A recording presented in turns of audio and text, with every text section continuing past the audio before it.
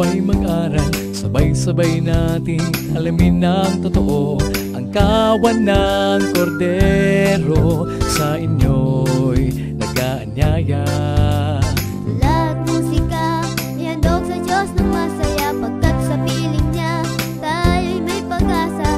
Walang hanggang ligaya, tayo na magsama-sama. The KNC Show will teach us while we grow. Sa tulong ng ating Diyos Ama, isipan ay magliliwanag na.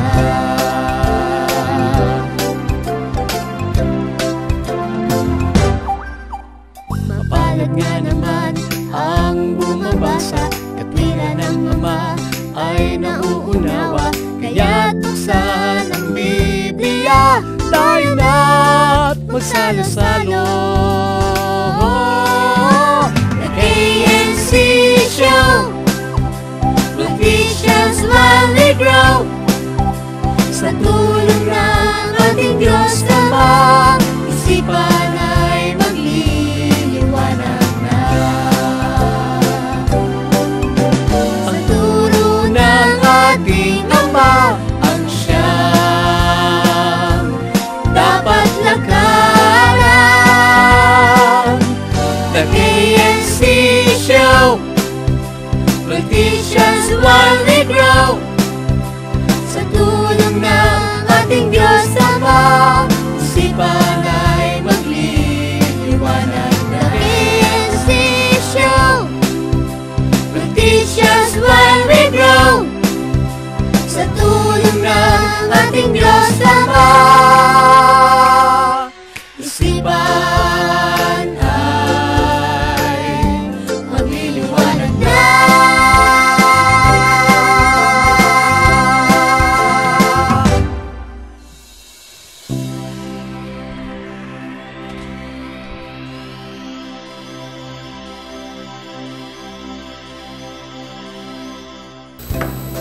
Okay, sa kanya.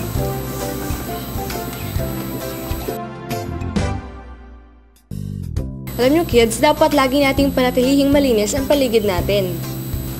At ito ay dapat nating umpisahan sa ating sarili. Talaga po. Oo, Moy. Kasi kung hindi sa atin o sa ating katawan magsisimula ang kalinisan, paano pa ang ating kapaligiran? Tama, kaya mga kids, dapat lagi kayong naliligo, saka dapat nagpuputol kayo ng kuko. At least 2 beses sa isang araw magtututbrush kayo, di ba? O, ayun na pala sila mga kids, Kuya Eric, Kuya Charles. Magandang araw sa inyo lahat mga kids at welcome muli sa ating pag-aaral ng mga katwiran sa banal na kasulatan. Gaya ng nakita nyo kanina, inabutan nyo kami naglilinis. Kasi mahalaga na malinis ang ating kapaligiran. Bakit po? Ano po ba ang benepisyo pag malinis ang paligid? Malaki ang magagawa nito sa atin. Una, mapapanatili nito ang ating kalusugan, hindi tayo magkakasakit, at saka magiging mailiwalas ang paligid natin. At mas masarap mag-aral kapag maaliwalas ang kapaligiran. Kaya nga po gusto ko nang magsimulang mag-aral, Kuya Eric. Kasi po, magaan po pala talaga sa pakiramdam kapag malinis ang paligid. Tama ka dyan, Janelle. Okay dyan mga kids, nakapaglinis na ba kayo ng inyong mga paligid? Nalinis niyo na ba ang inyong mga sarili? Nailigpit niyo na ba ang mga dapat nyong ayusin? Kung ganoon, hawakan na natin ang ating Biblia at sama-sama natin buklatin at saliksikin ang mga karunungan dito.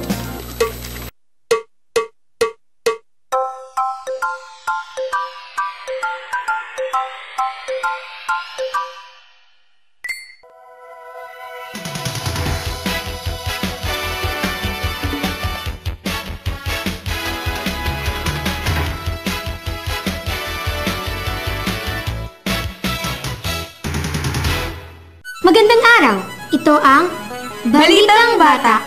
Ako po si Jax. At ako naman si Javel, naghahatid ng mga balitang may kinalaman sa ating mga kids.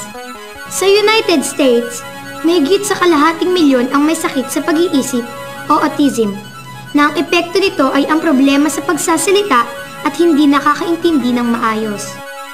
Pero kahit nataglay nila ang karamdamang ito, may mga talento din naman silang napapamalas. Totoo yan. Kaya naman di dapat na pagtawanan o hamakin ng tulad nila. Dahil heto, sabi ng Biblia sa Exodo 4:11, at sinabi sa kaniya ng Panginoon, sinong gumawa ng bibig ng tao? O sinong gumawa ng pipi? O bingi? O may paningin? O bulag sa tao? Hindi ba akong Panginoon? Mga gawain sila ng Diyos na dapat alagaan at mahalin. Dapat nga na mas pagkukulan pa natin sila ng espesyal na atensyon. Tama! At sa kabilang dako naman, kahit na alam natin kung gaano nakakatulong ang internet sa ating mga kabataan, gayon din sa mga estudyante, ay marami pa rin magulang ang natatakot sa epektong na idudulot nito sa ating mga kabataan. Dahil sa internet, maraming makikita at mapapanood na hindi dapat sa ating mga kids at sa mga kabataan. Kaya, kapag napapasok na tayo sa website na hindi naman natin kailangan, ay i-exit na natin. O kaya kung tapos na tayong mag-research, ay wag na tayong mag-internet. At lumayo tayo sa mga site o website na hindi natin alam. At yan naman ay sinasang-ayunan ng Biblia. Sabi sa 1 Tesalonica 5:21-22. Subukin ninyo ang lahat ng mga bagay. Ingatan ninyo ang mabuti. Layuan ninyo ang bawat anyo ng masama. Lumayo tayo sa anyo ng masama. Anyo pa lang layuan na natin. Upang hindi mag-alala ang ating mga magulang. Tama. O paano partner? Oras na at kailangan na natin magpaalam. At para naman po sa ating verse of the day ay sa Kawikaan 12:1. Sino mang umiibig ng kasawayan ay umiibig ng kaalaman. Ngunit siya nagtatanim sa kasawayan ay hangal. Whoso loveth instruction, loveth knowledge, but he that hateth reproof is brutish.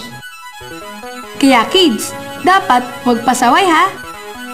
Hanggang sa muling panonood mga kids, ako po muli si Jax. Ako naman si Javel. Sa ito ang Balitang Bata.